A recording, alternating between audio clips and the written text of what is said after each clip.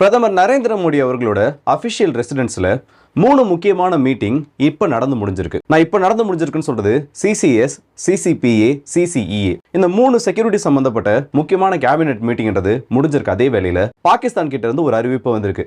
India கண்டிப்பா எங்களை அடிப்பாங்க, அதுவும் 24 மணி நேரத்துல இருந்து 48 மணி நேரத்துக்குள்ள இந்த ஒரு தாக்குதலை எங்க மேல தொடங்குவாங்கன்னு சொல்லிட்டு ஓப்பனா ஒரு விஷயத்தை அறிவிச்சிருக்காங்க. ஸோ இது எல்லாமே ரொம்ப ஹீட் அப் ஆகிட்டு இருக்கு. ஆல்மோஸ்ட் நம்ம இந்த வாரோட ஒரு பிரிங்க்ல நின்றுட்டு இருக்கோம்னு சொல்லலாம். ஸோ இதை பத்தின தகவல்களை தான் இந்த ஒரு பதிவில் பார்க்க போறோம். வாங்க வீடியோக்குள்ள போயிடலாம். நான் உங்கள் ஆக்கி தாம்புக்ஷ் டிபி ட்ரெண்டிங்ஸ்.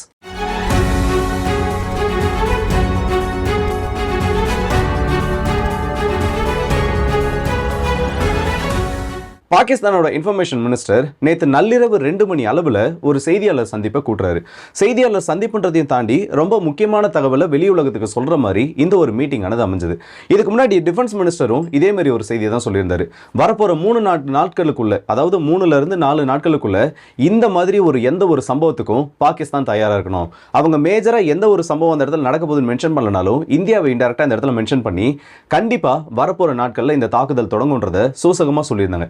இன்ஃபர்மேஷன் மினிஸ்டர் ஒரு படி மேலே போயிட்டு என்ன சொல்லியிருந்தா, எங்ககிட்ட கிரெடிபிள் சோர்சஸ் இருக்கு, அது மட்டும் இல்லாமல் எங்களோட இன்டெலிஜென்ஸ் ஏஜென்சி ஹை அலர்ட்டை எங்களுக்கு கொடுத்துருக்காங்க. இந்தியா ஏதோ ஒன்று பெருசாக ரெடி பண்ணிட்டு இருக்காங்க, இந்தியா ஏதோ ஒரு பெரிய விஷயத்துக்காக ரெடி ஆகிட்டு இருக்காங்க. ஸோ இந்த டைமில் நம்மளோட செக்யூரிட்டி எல்லாம் டைட் பண்ண வேண்டியது நம்மளோட கடமை. பாகிஸ்தானுக்கு எதிராக இந்தியா செய்யக்கூடிய அந்த அத்தனை அக்ரெஷன்ஸ்க்கும் சூட்டபிள் ரிப்ளைன்றதை நாங்கள் கொடுப்போன்னு அவங்களோட ஒரு வார்த்தையில் சொல்லியிருக்காங்க. ஸோ இதுக்கு பேரலாக அப்படி இந்தியாவில் என்ன நடக்குதுன்னு பார்த்தோன்னா, CCS cabinet committee on security, CCPA cabinet committee on political affairs, CCEA cabinet committee on economical அஃபேர்ஸ்னு சொல்லுவாங்க. இது 3 இந்தியாவுக்கு ரொம்ப முக்கியமான அமைப்பு. இதில் சிசிஎஸ்ன்றது முழுக்க செக்யூரிட்டி மட்டுமே மையப்படுத்தி நடக்கக்கூடிய அமைப்பு. இந்தியாவோட பாதுகாப்பு மையப்படுத்தி ராணுவ அமைச்சர், இந்தியாவோட பிரதமர், இந்தியாவோட ஹோம் மினிஸ்டர் இவங்க எல்லாருக்கும் நடுவில் நடக்கக்கூடிய முக்கியமான செக்யூரிட்டி அமைப்பு. இவங்க எதை பற்றி டிஸ்கஸ் பண்ணுவாங்கன்னா, இப்போ முக்கியமான ஒரு காலகட்டம், இப்போ இந்தியாவுக்கும் பாகிஸ்தானுக்கும் நடுவில் நடக்கக்கூடிய இந்த போர் சூழலானது இருக்குல்ல, இதை எப்படி நம்ம டேக்கிள் பண்ணலாம், இதில் இந்தியா எடுக்கக்கூடிய டிஃபென்சிவ் போஸ்டர் என்ன, அஃபென்சிவாக நம்ம இந்த இடத்துல என்ன பண்ணுறது, இது எல்லாத்தையுமே இதில் டிஸ்கஸ் பண்ணுவாங்க. இந்த சிசிபிஏவை பொறுத்த வரைக்கும் இன்னும் சில செட் ஆஃப் அமைச்சர்கள் உள்ள வருவாங்க. இந்த இந்தியா சம்பந்தப்பட்ட இந்த பிரச்சனையில நம்ம வெளி உலகத்தை எப்படி நம்ம கன்வின்ஸ் பண்ணலாம், இப்போ இந்தியா மேல மற்ற நாடுகளால் பிரஷர் போடப்பட்டுச்சுன்னா அதை எப்படி நம்ம டேக்கிள் பண்ணலாம்னு சொல்லிட்டு உலக அரசியலை இந்திய அரசோட தொடர்பு படுத்தி இந்த ஒரு பிரச்சனைக்கு எப்படி நம்ம சொல்யூஷனை கொண்டு வரலாம்னு சொல்லிட்டு அது சம்பந்தப்பட்டு நடக்கக்கூடிய டிஸ்கஷன். இந்த இஏ இருக்குல்ல, சிசிஇஏ எக்கனாமிக்கல் அஃபேர்ஸ்ன்றது, இது இந்த போர் நடக்கிறப்பவும் நடந்ததுக்கு அப்புறமும் இல்லை இந்தியாவுக்கு என்ன மாதிரி சிக்கல்கள் இதில் ஏற்படுத்தும், எக்கானமிக்கலி நமக்கு என்ன இதில் இம்பேலன்ஸ்ன்றது ஏற்படும் சொல்லிட்டு அதை கம்ப்ளீட்டாக அனலைஸ் பண்ணக்கூடிய ஒரு மீட்டிங். ஸோ ஒரே நாளில் இந்த 3 மீட்டிங்கும் நடந்து முடிஞ்சிருக்கிறது. இன்னொரு பக்கம் பாகிஸ்தானோட அந்த ஒரு அனௌன்ஸ்மெண்ட், இது ரெண்டும் ஒன்னோட ஒன்று ஒத்துப்போகுது. இதுக்கு பெரிய ஒரு டீகோடிங்கோ இல்லை பெருசாக இதில் அலசி ஆராயத்துக்கு எதுவுமே இல்லை. ஒரு பக்கம் அவங்க எங்கிட்ட கிரெடிபிள் இன்டெலிஜென்ஸ் இருக்குன்றாங்க, இன்னொரு பக்கம் இந்தியா ஒரே நாளில் இந்த 3 மீட்டிங்கையும் கூட்டியிருக்காங்க. ஸோ எல்லாமே நெருங்கி வந்துருச்சு. இதுக்கப்புறம் அடிக்க வேண்டிய இடமும் அடிக்க வேண்டிய நேரமும் முடிவு பண்ண வேண்டியது மட்டும்தான் பாக்கி. அதுக்கான முழு பர்மிஷன்ன்றதும் இல்லை அதுக்கான முழு அப்ரூவல்ன்றதும் நம்மளோட ட்ரைஃபோர்ஸஸ் கிட்ட கொடுக்கப்பட்டுருச்சு. கப்பற்படை, விமானப்படை, தரைப்படை இந்த முப்படை தளபதிகள் கிட்டையும் இதுக்கான பொறுப்புன்றது கொடுக்கப்பட்டுச்சு. ஸோ இப்போ அரசாங்கம் ஒரு விஷயத்தில் ரொம்பவும் தெளிவாக இருக்காங்க. எந்த இடத்துல அடிக்கணும், எப்படி அடிக்கணுன்றதை நீங்கள் முடிவு பண்ணிக்கோங்க. இதுக்கப்புறம் இதில் நாங்கள் பெருசாக அட்வைஸ் பண்ணுறதுக்கோ இல்லை நாங்கள் இதில் எங்களோட சஜஷன் சொல்கிறதுக்கோ எதுவும் இல்லை. அப்போ இதுக்கப்புறம் பொறுப்பு முழுக்க யார்கிட்ட போயிடுச்சுன்னா அந்த முப்படைகள் கிட்ட போயிடுச்சு. இதுக்கப்புறம் அவங்களோட தாக்கக்கூடிய இடம், தாக்கக்கூடிய நேரம், அது சம்மந்தப்பட்ட அத்தனை முடிவுகளும் அவங்க தான் எடுப்பாங்க. ஆனால் இதில் தெரியாத ஒரு விஷயம் என்ன தெரியுமா, இதில் ஆல் அவுட் வார்னு சொல்லக்கூடிய அந்த ஒரு டேர்மை நம்ம கொஞ்சமாக தள்ளி வச்சிடலாம். இது நிறைய பேர் கவனிச்சிருக்க மாட்டீங்க. இதுக்கு முன்னாடி இந்தியா இந்த மாதிரி எப்போல்லாம் ஒரு அறிவிப்பு கொடுக்குறாங்களோ அப்போல்லாம் சின்ன சின்ன சர்ஜிக்கல் ஸ்ட்ரைக் இல்லை இந்த மாதிரி ஏர் ரைடுன்றது தான் நடத்தப்படும். உண்மையிலேயே போருக்கு ஒரு நாடு தயாராகிட்டு இருக்காங்க, இல்லை உண்மையிலேயே நம்ம இந்தியா ஒரு முழு நேர போரை இந்த இடத்துல பிளான் பண்ணிட்டு இருந்தாங்கன்னா இந்த மாதிரி ஒரு அறிவிப்புகள் வெளியில் வராது. ஸோ இப்போதைக்கு நம்மளால சில கெஸஸ் வச்சு சொல்ல முடியும், இந்த இடத்துல முழு நேர போர் வரதுக்கான வாய்ப்பு கொஞ்சம் குறைஞ்சிருக்கு. ஆனால் அதுக்கு பதிலாக இந்த முழு சுதந்திரம்ன்றது அவங்களுக்கு கொடுக்கப்பட்டிருக்கின்றது ஒட்டுமொத்த பணி சுமை இல்ல ஒட்டுமொத்த அதிகாரத்தையும் அந்த தளபதிகள் கிட்ட கொடுக்கப்பட்டிருக்கு. இப்போ இதை நம்ம 2 சினாரியோவா பிரிக்கலாம். அப்போ எல்லா முடிவையும் அவங்களே எடுத்துருவாங்களா, ஒருவேளை போர் வந்தாலும் இந்த மாதிரி அவங்களோட முடிவை அவங்களே எடுத்துருவாங்களான்னு சொல்லிட்டு இந்த இடத்துல எல்லாமே மாறுபடும். இதை நம்ம 2ஆ பிரிச்சோம்னா, ஒன்று முழு சுதந்திரத்தை முப்படை தளபதிகள் கிட்ட கொடுக்கறது, இன்னொரு பக்கம் ஒட்டுமொத்த அதிகாரத்தையும் நம்மளோட பிரசிடென்ட் எடுக்கிறது. இதில் பிரசிடென்ட் ஏன்பா உள்ள வராரு? ஏன்னா அவர் தான் கமாண்டர் இன் சீஃப். நம்மளோட இந்தியாவை பொறுத்த வரைக்கும் எப்படி ரஷ்யாவுக்கு விளாடிமிர் புதின் அவர்கள் முழு அதிகாரத்தையும் கொண்ட கமாண்டர் இன் சீஃபாக இருக்காரோ, நம்ம இந்தியாவுக்கும் அதே மாதிரி தான் பிரசிடென்ட். ஆனால் இந்த இடத்துல ரஷ்யாவுக்கும் இந்தியாவுக்கும் இருக்கக்கூடிய வித்தியாசம் என்னன்னா, முழுக்க முழுக்க பிரசிடென்ட்டால் மட்டுமே இந்த ஒரு முடிவை எடுத்துட முடியாது. இப்போ வந்து நம்ம ஃபுல் வார் மோட ட்ரை பண்ணோம், இல்லை ஃபுல் வார் மோட பற்றி அனாலிசிஸ் பண்ணி பார்க்கணும்னா ஃபர்ஸ்ட் நம்மளோட பார்லிமெண்ட்டோட அப்ரூவல்ன்றது தேவை.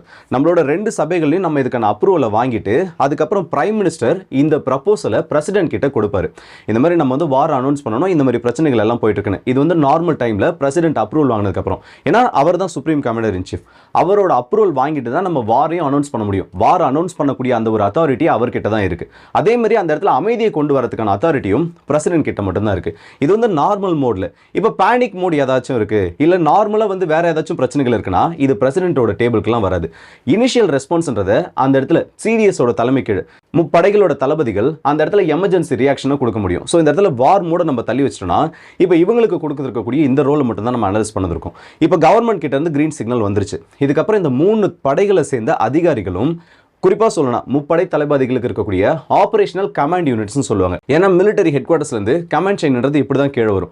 கமாண்ட் யூனிட்ஸ்க்கு அவங்களோட அந்த அப்ரூவல் கிடைச்சதுக்கப்புறம் ஆபரேஷனல் ரிலையபிலிட்டி எப்படி இருக்கு, நம்ம வந்து எந்தெந்த இடத்துல இந்த ரியல் டைம் டேட்டாஸை கலெக்ட் பண்ண முடியும்னு சொல்லிட்டு அதுக்கான வேலைகளில் இறங்குவாங்க. இப்படி இறங்கினதுக்கு அப்புறமா 3 தரப்பும் கப்பற்படை, விமானப்படை, தரைப்படை, இவங்க 3 பேரும் சேர்ந்து அவங்களுக்கு இருக்கக்கூடிய ப்ரப்போசலை கொடுப்பாங்க. இப்படி கொடுக்கப்படக்கூடிய ப்ரப்போசலில் எது கரெக்ட் சூட்டபிள் வேவா இருக்கும், இதை செய்யறதுக்கு நமக்கு சரியான நேரம் எதுவாக இருக்குன்னு சொல்லிட்டு இது எல்லாத்தையும் கம்ப்ளீட்டாக அனாலிசிஸ்குள்ளே கொண்டு வருவாங்க.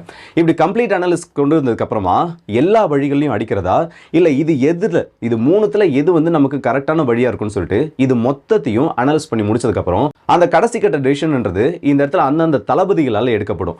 அதன்படி தான் ஏர் ரைட் பண்ணுறதா இருந்தாலும் சரி, இல்லை கப்பல் படைகளை வச்சு அடிக்கிறதா இருந்தாலும் சரி, இல்லை தரைப்படையை வச்சு உள்ள ஏதாச்சும் ஒரு சின்ன ஒரு சர்ஜிக்கல் ஸ்ட்ரைக் பண்ணுறதா இருந்தாலும் சரி, இது எல்லாமே நடத்தப்படும். ஸோ இப்போ ஒட்டுமொத்த ப்ரெஷர், அந்த ஒட்டுமொத்த டெசிஷன் மேக்கிங்ன்றது அந்தந்த தளபதிகளோட தோல்ல சுமத்தப்பட்டிருக்கு.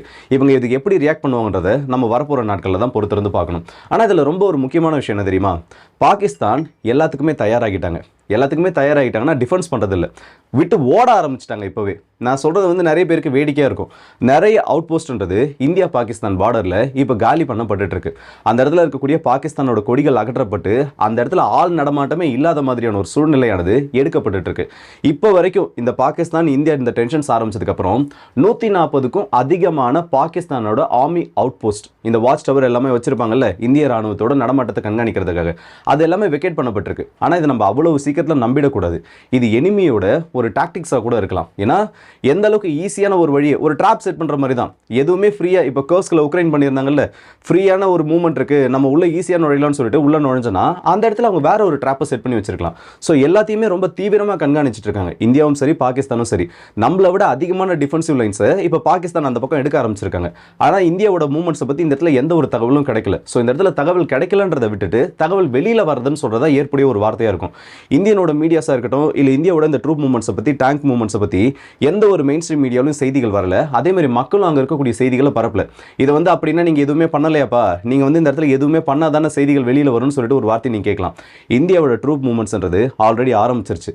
அவங்களோட பெட்டாலியனில் இருக்கக்கூடிய வீரர்களும் அவங்களுக்கு தேவையான சப்போர்ட்டிங் வெஹிக்கிள்ஸும் ஆல்ரெடி பாகிஸ்தானோட பார்டர் ஒட்டிய பகுதிகளுக்கு மூவ் பண்ணப்பட்டுருச்சு. ஆனால் இங்கே இருக்கக்கூடிய மக்கள் கொஞ்சம் யோசிக்க ஆரம்பிச்சிருக்காங்க இப்போதான். இதுக்கு முன்னாடி நடந்த பேட்டெல்லாம் நீங்கள் பார்த்தீங்கன்னா எல்லாமே வந்து சோஷியல் மீடியாவில் எக்ஸ்போஸ் ஆகிடும். ஆனால் இப்போ இந்தியாவில் அந்த மாதிரி ஒரு சூழல் கிடையாது. அப்படியே பேரலாக பாகிஸ்தானில் பார்த்தோன்னா எல்லாமே அந்த இடத்துல நடந்துட்டு இருக்கு. அவங்களோட மீடியாவே பாகிஸ்தானை காமிச்சு கொடுத்துருவாங்க. அந்த மாதிரி ஒரு சூழல் நடந்துட்டு இருக்கு. ஸோ வரப்போகிற 24லேருந்து 48 மணி நேரம் ரொம்பவும் கிரிட்டிக்கலான ஒரு டைமாக மாறி இருக்கு. நம்ம இதுக்கு முன்னாடி வந்து ஃபயர் அப்டேட் பற்றிலாம் எதுவும் பேசினதில்லை. ஆனால் இப்போ நடக்கக்கூடிய நிலைமை பார்த்தோன்னா ஃபயர் அப்டேட் போடக்கூடிய ஒரு சூழ்நிலை வந்தாலும் வரலாம். நான் உங்ககிட்ட ஒரு சஜஷன் கேட்குறேன். ஏன்னா இதுக்கப்புறம் ரொம்ப முக்கியமான டைம்ஸ் நமக்கு முன்னாடி காத்துட்ருக்கு.